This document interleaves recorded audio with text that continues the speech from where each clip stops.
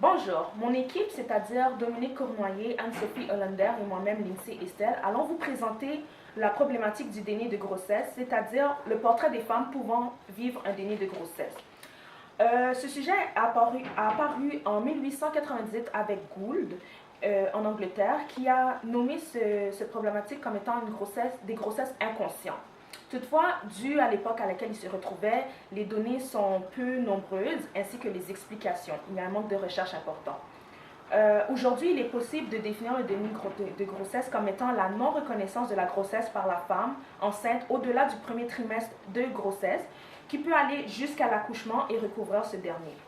On peut distinguer deux types de déni de grossesse, c'est-à-dire le déni partiel, qui est la reconnaissance de la grossesse qui a lieu avant l'accouchement, tandis que le déni total, c'est la découverte de la grossesse qui a lieu pendant la mise en travail. Les objectifs de notre travail aujourd'hui, c'est en fait, démystifier le phénomène du déni de grossesse, mais aussi de cibler le profil des femmes qui vivent un déni de grossesse. Il est important de ne pas confondre le déni de grossesse avec la dissimulation de grossesse, qui, dans le fond, la dissimulation, c'est l'implication de stratégies afin de camoufler sa grossesse. Le déni de grossesse est un sujet différent.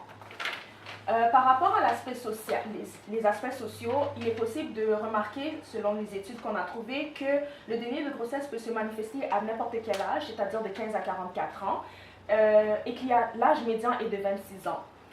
Peu importe le milieu social, l'âge, le fait que la femme ait eu des enfants ou non, ou le vécu, ça n'a pas d'importance. Dans le fond, n'importe quelle de ces femmes peuvent vivre un déni de grossesse. Dans le fond, on a trouvé des facteurs plus significatifs. C'est en fait le fait d'avoir un niveau d'études inférieur et une situation financière précaire peuvent jouer sur le fait de vivre un déni de grossesse. Le schéma ci-dessous, en fait, il fait qu'approuver les études qu'on a trouvées, sauf pour une certaine contradiction qu'on a trouvée par rapport aux femmes dans des couples stables ou mariés. Dans le fond, ces femmes-là seraient plus sujettes à vivre des dénis de grossesse, tandis que dans les études qu'on a trouvées, le fait d'être célibataire ou ne pas être marié seraient des facteurs de risque qui pourraient expliquer le fait de vivre un déni de grossesse. Par rapport aux aspects biomédicaux, en fait, chez certaines femmes, il n'y a pas de gonflement abdominal. Dans le fond, le fœtus se développe verticalement au lieu d'horizontalement. Les menstruations sont irrégulières et ce, dans 25% des cas de femmes enceintes, ce qui peut en fait rendre impensable l'idée d'être enceinte. Sur un point de vue plus biologique, dans le fond, il y aurait une insuffisance du corps jaune, ce qui pourrait affecter dans le fond l'hormone de grossesse et la rendre à un niveau plus bas. Aussi, il y aurait en fait une baisse de l'hormone de la lactation, c'est-à-dire la prolactine, et une dysfonction de l'axe hypothalamo-pituito-gonadique. En fait, cette problématique représente des risques significatifs autant pour la mère que pour le fœtus, parce qu'il pourrait avoir des soins prénataux inadéquats, un abus fœtal, un accouchement précipité et un manque de support médical. Aussi, il faudrait préciser que, dans le fond, c'est un problème de santé publique et par sa prévalence, il y a plusieurs conséquences possibles, à la fois somatiques et psychiques. Plus bas, on peut voir la proportion des dénis partiels et totaux. Dans le fond, à 8%, les dénis sont totaux. Puis, la découverte, dans le fond, se fait le plus généralement entre 20 et 38 semaines de grossesse. À 29%, on a entre 15 et 19 semaines de grossesse. Par rapport aux aspects sexologiques, une étude a montré que dans 91% des cas, il y avait soit une absence totale de moyens contraceptifs ou un arrêt pouvant justifier une grossesse. Dans le fond, de même, une utilisation irrégulière ou un refus catégorique d'utiliser la contraception peut expliquer, dans le fond, le déni de grossesse. La contraception peut être une source de conflit dans certains couples. Il y aurait une difficulté à aborder le sujet ou encore un conflit quant à son utilisation. Du point de vue sexologique, plusieurs aspects sont très peu abordés dans les études, notamment l'atteinte de l'image corporelle, l'atteinte de l'identité sexuelle féminine ou encore les impacts dans l'intimité sexuelle après la découverte de la grossesse. Par rapport aux aspects psychologiques, dans le fond, la fonction du déni relève du processus de défense de l'esprit par rapport, en fait, une situation qui lui paraît défavorable afin de protéger l'enfant. Dans le fond, il y a comme un combat entre le psychique et le corps de la femme. Puis, Une complicité. une complicité, dans le fond. En fait, ça serait le corps, en fait, le psychique masquerait la prise de poids, les changements associés à une grossesse, c'est-à-dire le ventre qui gonfle, etc. Plus la non-prise de conscience de la grossesse s'étale dans le temps, plus on observe des conséquences désastreuses, autant que sur le plan psychique, mais autant sur le plan physique que psychologique de la femme, mais aussi de son enfant.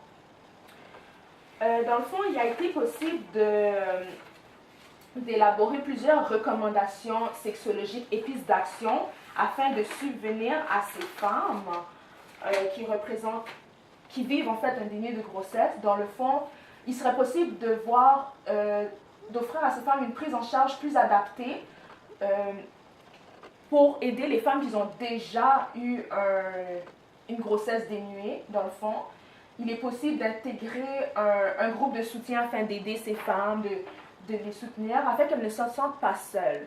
Il y aurait aussi un service d'accompagnement auprès des parents qui ont vécu ce déni de grossesse, dans le fond, pour leur aider dans leur situation. D'un autre point de vue, il serait possible d'offrir des formations et des outils aux prestataires de la santé, c'est-à-dire pharmaciens, médecins, sexologues, sages-femmes, etc., parce qu'ils ne sont pas, afin de mieux les former et mieux comprendre qu'est-ce que, en fait, la problématique du déni de grossesse. Il faudrait accompagner la formation d'une trousse offerte, explicative et informative pour une prise en charge plus spécifique plus spécifique dépendamment du degré de négation que vivrait la femme.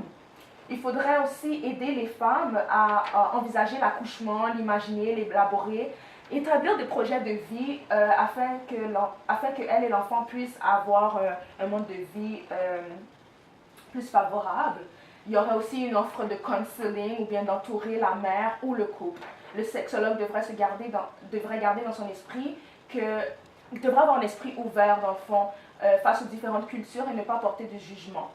Aussi, des matériels tels que brochures, fiches informatives seraient intéressantes dans les salles d'attente et les cliniques gynécologiques, organismes communautaires de fertilité, etc. Le sujet nous pose plusieurs réflexions, donc il serait possible de savoir en fait, les pères sont rarement inclus dans les études scientifiques. Il serait important d'avoir plus de données par rapport aux pères. Aussi, la prise en charge, qui ne semble pas toujours optimale, serait primordiale dans le fond, parce qu'il manque des données à ce sujet. Les prestataires de la santé, ils démontrent un manque de connaissances aussi dans le sujet. Ça, en fait, c'est fondamental, puisque c'est eux qui vont guider la femme, qui vont l'aider, en fait, à passer au travers cette problématique. Il y a encore beaucoup de professionnels qui ont des représentations négatives de la grossesse. On se demande en fait quels sont les impacts sur la femme et ses soins. Il y aurait une limite toutefois dans notre projet, dans le fond, tout comme le souligne l'étude de Bière et al. De 2005, il ne semble pas y avoir de consensus sur la classification en lien avec le phénomène. L'inclusion d'une classification officielle permettrait d'officialiser les balises et les critères en lien avec cette problématique. Merci.